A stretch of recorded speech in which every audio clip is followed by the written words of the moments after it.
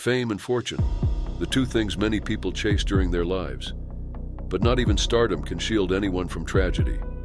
In this video, we're telling the stories of 5 plane crashes that claimed the lives of some famous figures the world lost too soon.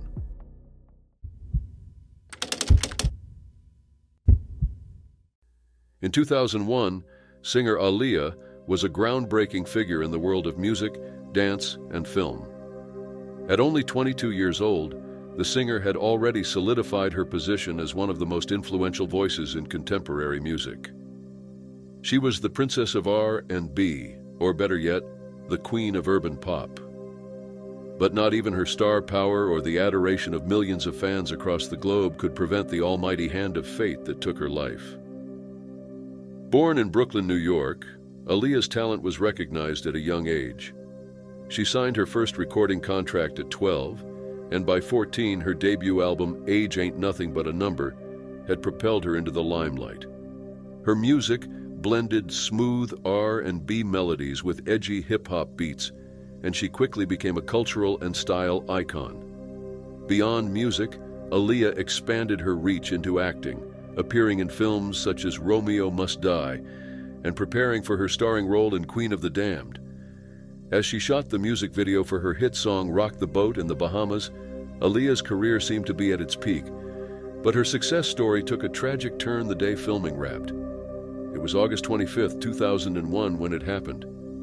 After filming for the video wrapped, Aaliyah and her entourage headed to the Marsh Harbor Airport, Bahamas. They had initially planned to fly out the following day, but they were eager to return to Miami and, as such, they decided to leave immediately. The aircraft arranged for their return was smaller than the one they had arrived in, a twin-engine Cessna 402B, which raised concerns about its ability to safely carry both the passengers and their equipment. The plane's pilot, Luis Morales III, had reportedly warned the passengers that the plane was overloaded and not safe for the flight. Aaliyah was reportedly anxious about the return trip to the U.S.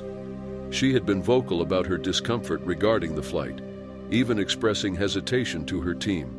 As her entourage tried to convince the pilot to fly them to Miami, the singer went to take a nap in the back of a taxi van. Her concern wasn't just psychological. Aaliyah wasn't feeling well. With complaints of a headache and signs of exhaustion, she was given a sleeping pill to ease her distress. Amid a combination of insistence from Aaliyah's team and pressure to get back to Miami, the flight went ahead. As for Aaliyah, the singer was reportedly led to the aircraft while still asleep, unaware of her surroundings and the precarious situation awaiting her. The plane took off from Marsh Harbor Airport around 6:45 p.m., but it never had a chance to gain full altitude. Eyewitnesses reported that the plane seemed unstable from the moment it left the runway. It struggled to ascend and then abruptly banked to the left, plummeting to the ground and crashing into a marsh. The impact was devastating. The Cessna's wings shattered upon collision, and the fuselage caught fire. Aaliyah and 5 other passengers died instantly, while the remaining 3 succumbed to their injuries shortly after. The aftermath of the crash painted a grim picture of negligence and bad decisions all around. The coroner's report revealed that Aaliyah had suffered severe burns, head trauma, and shock. Even if she had survived the initial crash, her injuries were too extensive for recovery. Further investigations uncovered more disturbing details about the conditions of the flight. The plane had been overloaded by 700 pounds, well beyond its safe capacity. Additionally, it was later revealed that the pilot, Morales, was not licensed to fly the Cessna 402B and had falsified his flight records to obtain his position with Black Hawk International Airways. Toxicology reports found traces of an illicit stimulant and alcohol in his system, casting further doubt on the circumstances that led to the disaster. Heartbroken and revolted, Aaliyah's family filed lawsuits against the production companies involved in coordinating the flight, as well as Black Hawk and the flight broker Atlantic Flight Group.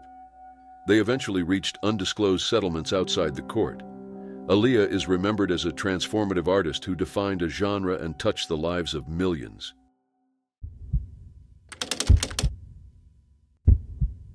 On December 31, 1972, baseball legend Roberto Clemente boarded a plane on a humanitarian mission.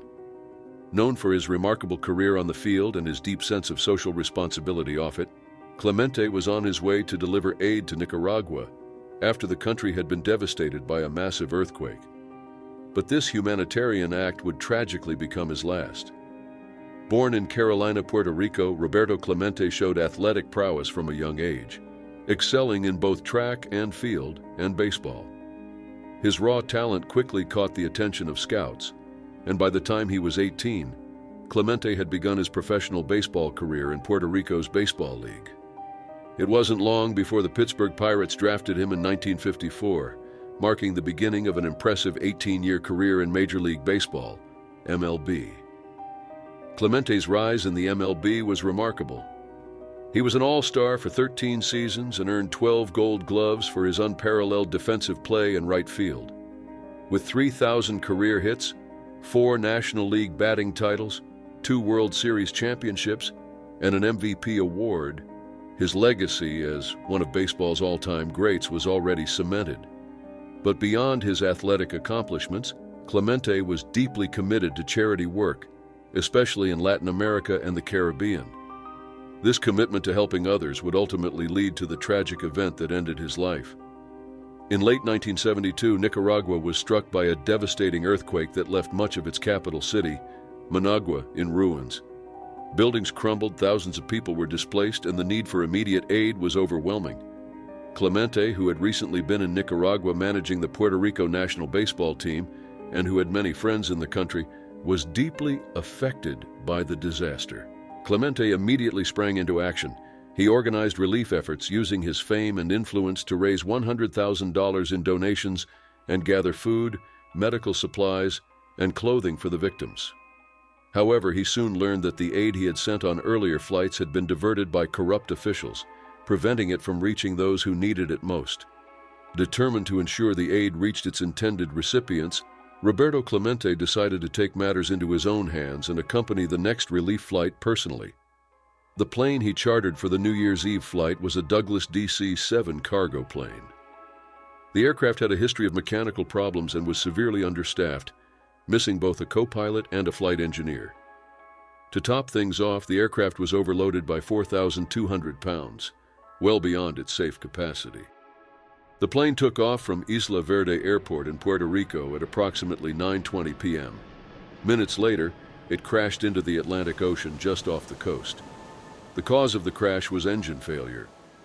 News traveled fast, and a search and rescue operation was launched immediately, but little could be recovered. Days after the crash, rescuers found parts of the plane's fuselage and the body of the pilot, but no trace of Roberto Clemente or the other passengers was ever found. Among the few personal items recovered was an empty flight case believed to belong to the legendary baseball player. The news of Roberto Clemente's death sent shockwaves through the baseball community and beyond. He was more than a sports hero. He was a symbol of hope and compassion. His untimely death at the age of 38 was a profound loss, not only to baseball, but to the many people he had touched through his humanitarian efforts. In the aftermath of the tragedy, Clemente's close friend and Pirates teammate Manny Sanguilén chose not to attend the memorial service. Instead, he personally dove into the waters where the plane had crashed, searching in vain for his beloved teammate. Tom Walker, another close friend of Clemente's, later revealed he had been helping Clemente load the supplies onto the plane and was invited to join the flight, but declined at Clemente's urging, allowing him to narrowly escape the disaster. In 1973, just months after the crash, the National Baseball Hall of Fame posthumously inducted Roberto Clemente. He became the first player from the Caribbean and Latin America to receive the honor, further solidifying his legacy.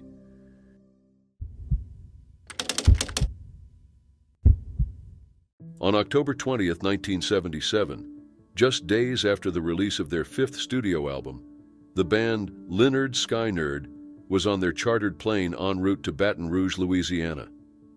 But what began as a routine flight to their next concert turned into one of the darkest moments in rock music history. Lynyrd Skynyrd had risen from humble beginnings to become one of the defining sounds of Southern rock. Formed in Jacksonville, Florida in 1964, the band gained a loyal following for their blend of rock, blues, and country music. By the mid-1970s, they had achieved significant success. They were now icons in the rock world, fronted by charismatic lead singer Ronnie Van Zant. Leonard Skyner's popularity surged, earning them a place among the elite of 1970s rock bands. On October 17, 1977, Leonard Skyner had just released their fifth studio album, Street Survivors, and were in the midst of a tour to promote it. 2 days later, they performed at the Greenville Memorial Auditorium in South Carolina. The following day, October 20th, 1977, the band were headed to Baton Rouge, Louisiana, for their next concert at Louisiana State University. However, concerns about the safety of the aircraft they had chartered from L&J Company of Addison, Texas, loomed over the band, the Convair CV-240. They were flying in was nearly 30 years old, and many of the band members and crew had expressed reservations about it. Days earlier, flames had been seen shooting from the right engine, adding to the mounting fears. Cassie Gaines, the band's backup vocalist and sister of guitarist Steve Gaines, was particularly fearful and had even requested to travel by ground instead of by plane. However, she was eventually persuaded to board. Lead singer Ronnie Van Zant, known for his fearless attitude, brushed off the concerns, stating that if it was their time, there was nothing they could do to stop it. Van Zant's remark, once seen as a comforting expression of fate, would later seem eerily prophetic. The flight, which was expected to be routine, quickly took a turn for the worse. At approximately 6:42 p.m., the pilots realized the plane was running dangerously low on fuel, a situation that worsened as they attempted to reach the nearest airport. The crew made desperate attempts to navigate toward Macomb Airport, but they soon realized the plane would not make it. An emergency landing was planned in a field, but it was too late. At around 6:52 p.m., the plane struck trees and crashed, splitting into pieces just miles from Gillsburg, Mississippi. The scene of the crash was horrific. As the plane collided with the tree line, it shattered and passengers were thrown from their seats. Ronnie Van Zant, who had been lying down without a seatbelt, was killed instantly upon impact. Guitarist Steve Gaines and his sister Cassie also died in the crash, along with assistant road manager Dean Kilpatrick and both pilots. Those who survived the crash were left seriously injured, including guitarist Gary Rossington and drummer Artemis Pyle. Rossington later recalled hearing the plane hitting trees, describing the sound as akin to hundreds of baseball bats smashing into the fuselage before he lost consciousness. Rescue efforts were complicated by the remote location of the crash. Locals and rescue workers worked together to transport survivors to nearby hospitals, often using pickup trucks as makeshift ambulances. In the chaotic aftermath, many survivors were unaware of the full extent of the tragedy, learning about the fatalities only after being treated for their injuries. The National Transportation Safety Board later investigated the crash and determined that the cause was fuel exhaustion and total power loss due to crew inattention to the fuel supply. Despite taking on fuel before leaving Greenville, the right engine was burning through it rapidly, a problem that had gone unnoticed by the crew until it was too late. The loss of Ronnie Van Zant, Steve Gaines, and Cassie Gaines was a devastating blow to Lynyrd Skynyrd and their fans. The band would not perform again for a decade, until 1987, and although they eventually reformed under the leadership of Ronnie's brother Johnny Van Zant, the shadow of the crash would forever hang over them.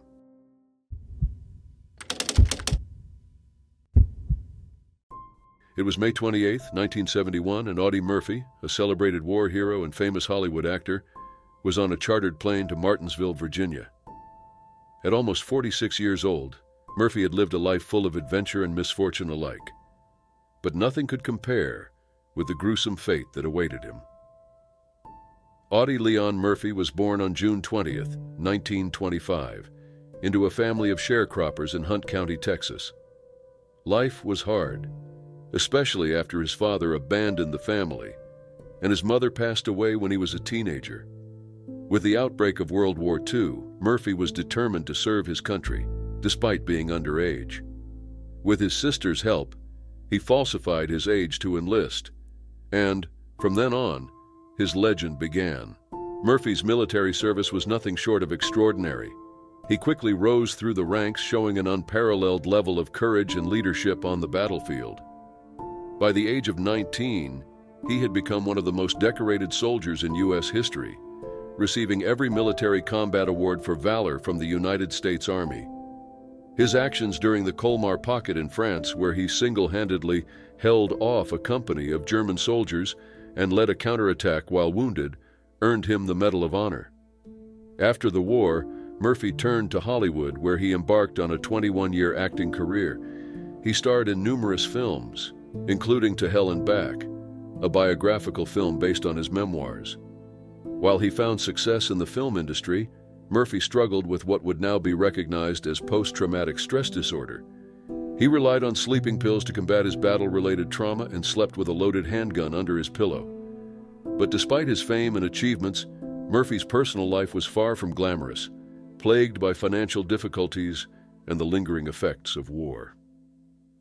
On May 28, 1971, Murphy was traveling on a business trip aboard an Aero Commander 680 Super twin-engine aircraft, owned by Colorado Aviation Company, Incorporated. The flight, which departed from Atlanta, Georgia, was bound for Martinsville, Virginia. Murphy and the other passengers were on their way to inspect a plant with the prospect of investing in Modular Properties, a company specializing in factory-built structures. It was something that could potentially help Murphy overcome his financial difficulties. The pilot, Herman Butler, had over 8,000 flight hours under his belt, but held no instrument rating, a crucial qualification that would allow him to safely navigate under adverse weather conditions. As the plane approached the Blue Ridge Mountains, weather conditions rapidly deteriorated. Clouds, rain, and fog reduced visibility to near zero. Although Butler had initially been flying under visual flight rules, which rely on the pilot's ability to see the terrain and avoid obstacles, he soon found himself in instrument meteorological conditions, meaning he was flying blind in conditions that required instrument navigation. Unfortunately, without the proper certification, Butler was ill-equipped to handle these conditions. Witnesses reported seeing the plane flying erratically, dipping in and out of clouds and circling dangerously close to the ground near Galax, Virginia. At one point, the aircraft attempted to land on a highway but was unsuccessful. Moments later, it disappeared into the foggy sky, heading west toward the Blue Ridge Mountains. The pilot's final communication came at 11:49 a.m., when he requested a weather report from the Roanoke Flight Service Station. Despite deteriorating conditions, the pilot did not indicate any distress. At 12:08 p.m., tragedy struck. The Aero Commander crashed into the side of Brush Mountain at an elevation of 2,700 feet, 14 miles northwest of Roanoke, Virginia. The aircraft, traveling at high speed, struck the heavily wooded slope, killing all 6 people on board instantly. Due to the poor weather and the remote location of the crash site, it wasn't until May 31st that the wreckage was found by members of the Civil Air Patrol. The National Transportation Safety Board later concluded that the accident was the result of the pilot's decision to continue visual flight into poor weather conditions. Lacking the proper qualifications to fly using only instruments, Herman Butler was unable to navigate safely through the mountains, leading to the fatal crash. Murphy's death was a devastating loss, not only for his family, but for the many who admired his service and accomplishments. His grave at Arlington National Cemetery remains a testament to his legacy. It's one of the most visited at Arlington, second only to President John F. Kennedy's.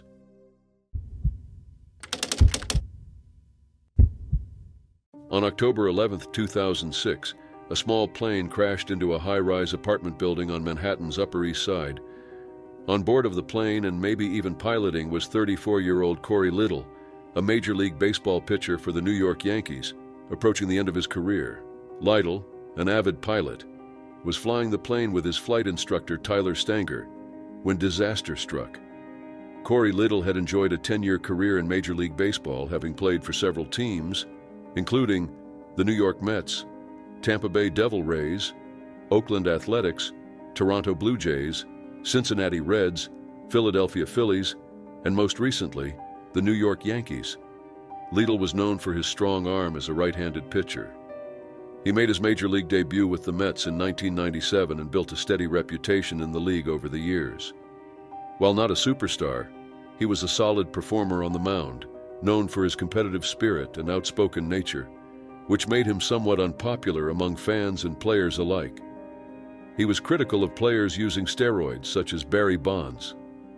Lidl's passion for flying had grown in the years leading up to the crash. He obtained his pilot's license in early 2006 and purchased a Cirrus SR-20, a single-engine aircraft.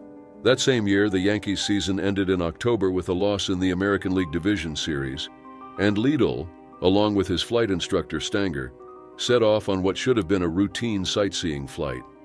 The plane took off from New Jersey's Teterboro Airport at 2:21 p.m. Lidl and Stanger planned to fly over New York landmarks, including the Statue of Liberty, the Brooklyn Bridge, and the Empire State Building. The route took them along the East River, where pilots can fly under visual flight rules, meaning they navigate by sight rather than relying solely on instruments. However, disaster struck when strong easterly winds pushed the plane off course. As the aircraft attempted to make a 180-degree turn over the river, it was caught in the wind and blown into the Bel Air Apartments, a 50-story residential building on East 72nd Street. The plane hit the building around the 30th floor, crashing nose first and igniting a fire in several apartments. The impact killed both Lidl and Stanger instantly, though miraculously, no one inside the building or on the street was killed. The crash caused widespread alarm in New York City. With memories of the 9/11 attack still fresh, the sight of a plane hitting a skyscraper triggered fears of another terrorist attack. However, officials quickly ruled out foul play, determining the crash to be a tragic accident. The National Transportation Safety Board launched an investigation and ultimately concluded that the accident was due to pilot error. According to their report, the plane's attempt to make a sharp turn in limited space was poorly executed, leading to the crash. It could not be determined whether Lidl or Stanger was at the controls when the accident occurred. The Yankees wore black armbands in Corey Lidl's memory throughout the 2007 season, and his widow and young son threw the ceremonial first pitch at Yankee Stadium on opening day. Lidl left behind a wife and a 6-year-old son.